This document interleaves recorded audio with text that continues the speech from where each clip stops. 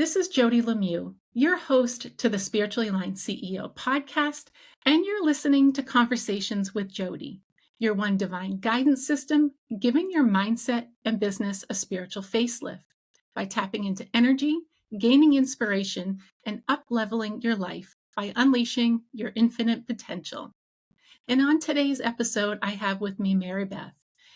If you had listened to the previous recording with Brad about the quality of your life and the way that it mirrors the stories you tell yourself, this is a beautiful continuation of that conversation, because Maribeth and I are going to be talking about following your intuition.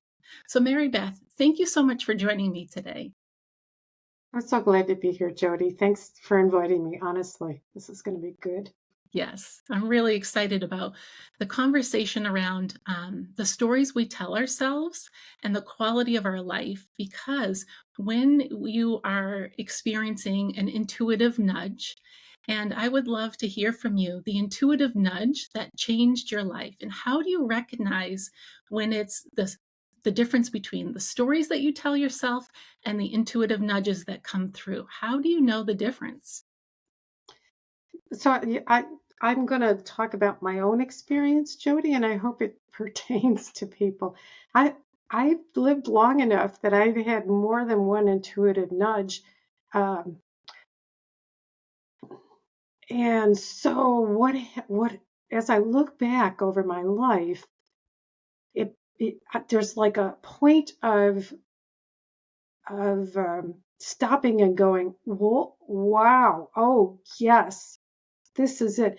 And I feel I some of it was like getting sober. Like I got a very clear picture. I got of what life would be like if I continued to drink. And I mean, with a friend of mine, and I got a very strangely wonderful opportunity to find sobriety when I was in the Navy, which is so funny because we talk about sailors drink like a sailor. Got it. So it was, in spite of the oddness and the timing, he was like, I got a knowing. It came from the heart, and the head said, "Yeah, you better listen up, girl.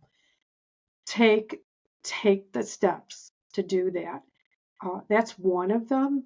But I noticed there is a heartfelt knowing. And when I think of heart, I actually think like our soul resides right in our heart. So I say a heart and soul resonance that says this is it. And then the head, in the best cases, gives us all the reasons why we should follow the heart. I always ask, lately I've been asking my head to support my heart when the heart feels like those are the decisions. And it feels to me that that is the sense.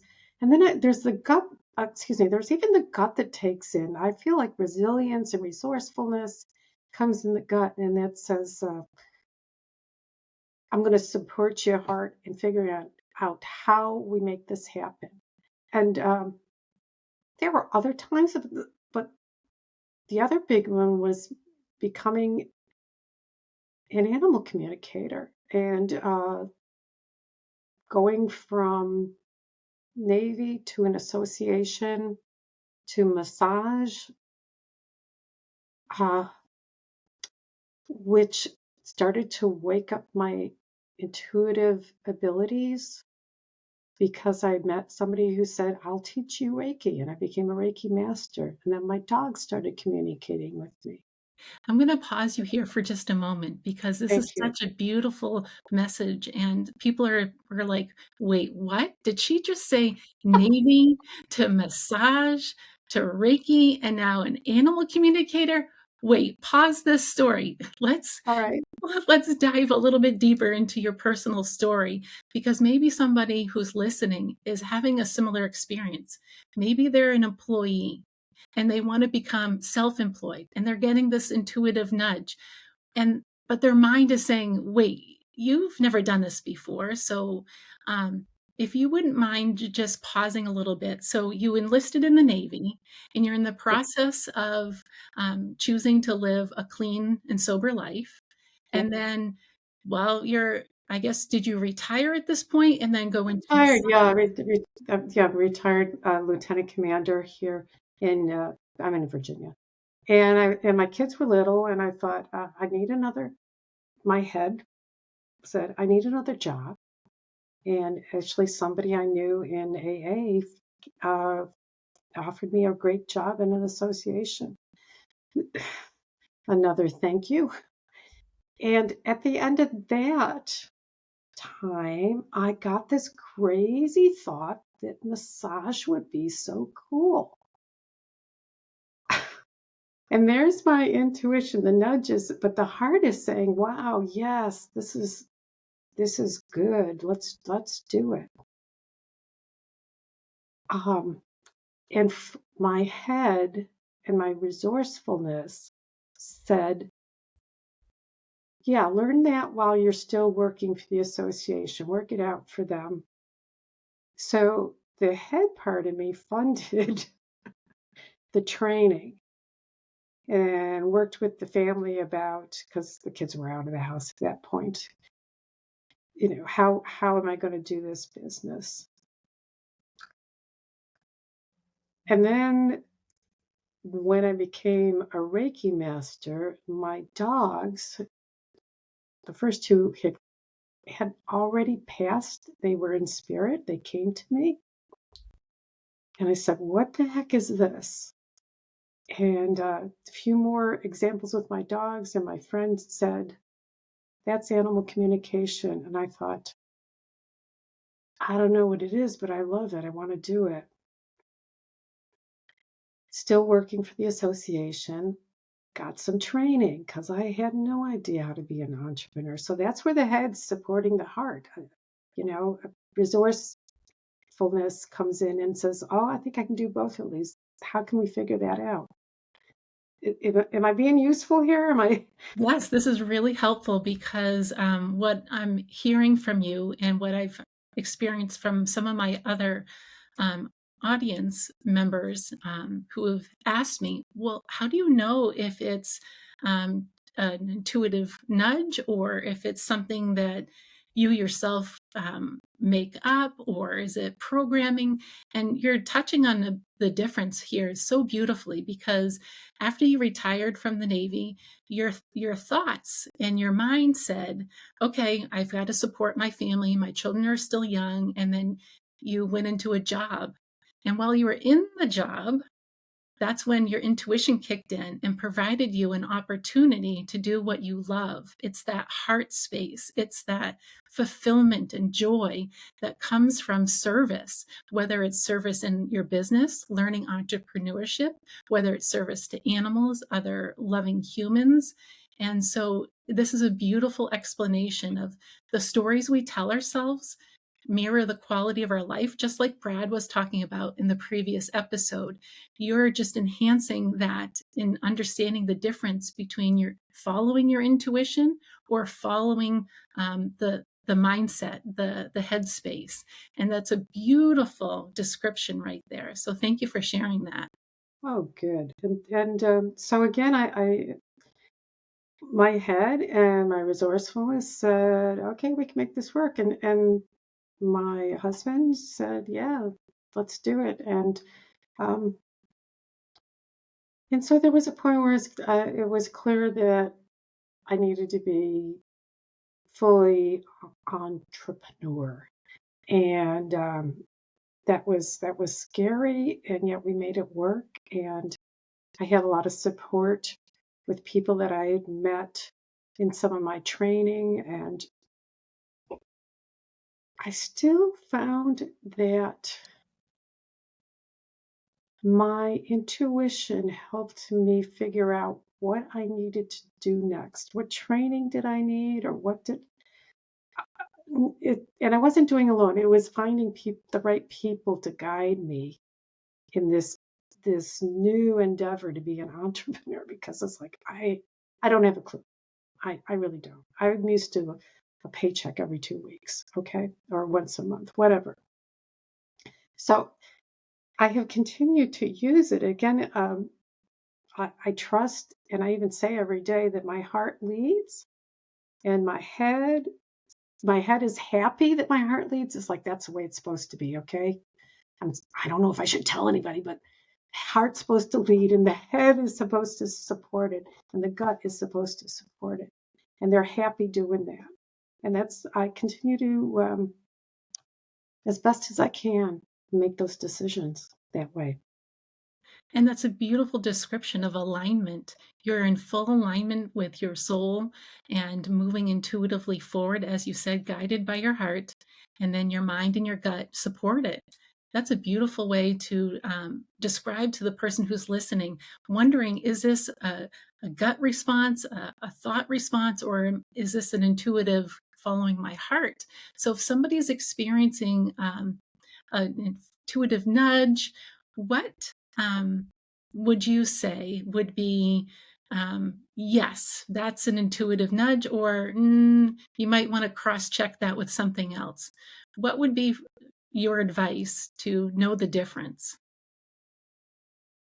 For me, I hope this is true for everybody. We're all similar and we're all different. But when we think about saying yes, or when we feel it and let it sit in our bodies, it feels right.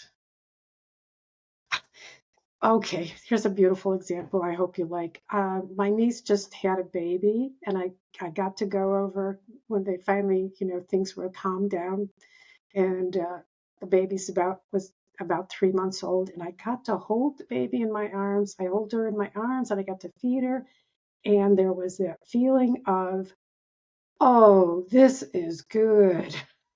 I'd forgotten that, my kids are in their 30s. This is good. I think there's some kind of feeling like that where when you start to think about it, there is, well, people talk about new businesses, new endeavors as babies. So that there's something visceral that happens when you sit with it.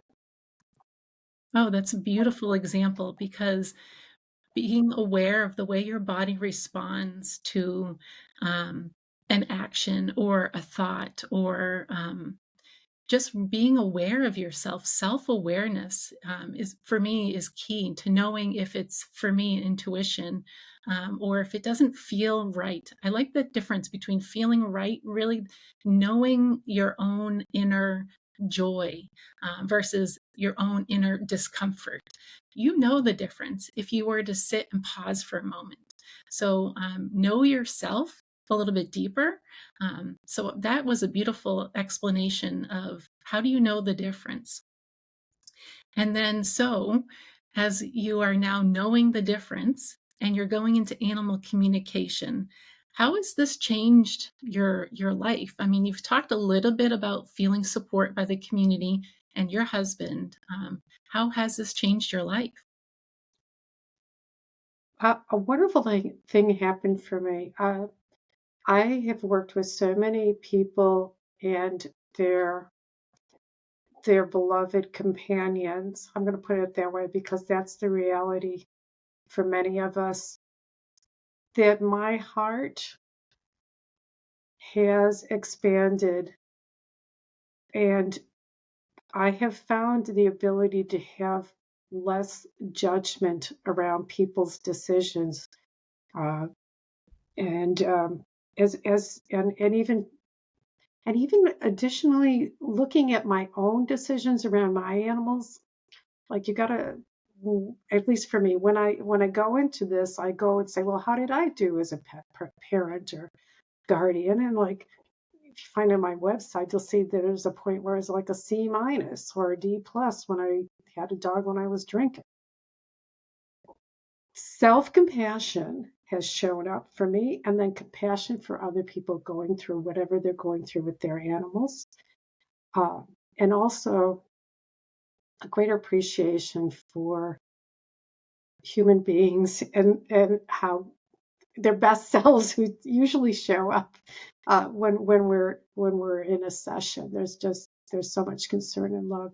So it has expanded my ability to be less judgmental and more loving and compassionate. Is a big thing that's happened for me. Oh, that's beautiful. And so, yes, Yeah. did you want to say something? One more aspect for it is that I have come to respect other species in a way that I wasn't aware of before. There's a lot of old beliefs out there about limited abilities of other species, and it's being turned around by a lot by science and by stories. You know, you go on Instagram and you see about the mother whale that is with her baby who passed away and stays with her for I don't know how long. But there's tons of stories. There's even stories about fish being more intelligent than you thought they were. So I have a lot more respect for who is on the world with us and a desire for us all to survive and thrive. So that's my other piece. Survive and thrive. I Yeah. like that. Survive and thrive. Nice. So now that your expansion for compassion and self-love and forgiveness, and you have written a book. It's in its second edition, the second edition of Peace and Passing, supporting, comforting, comfort for loving humans as they experience the passing of their animals. Share with me a little bit about your book and how that came about for you to write this book. Thanks for giving me the opportunity, Jody. I started my animal communication saga with you by saying two of my animals who had passed came to me very clearly. It was like I had to check to say, am I crazy? Nope, nope. That's already been checked off.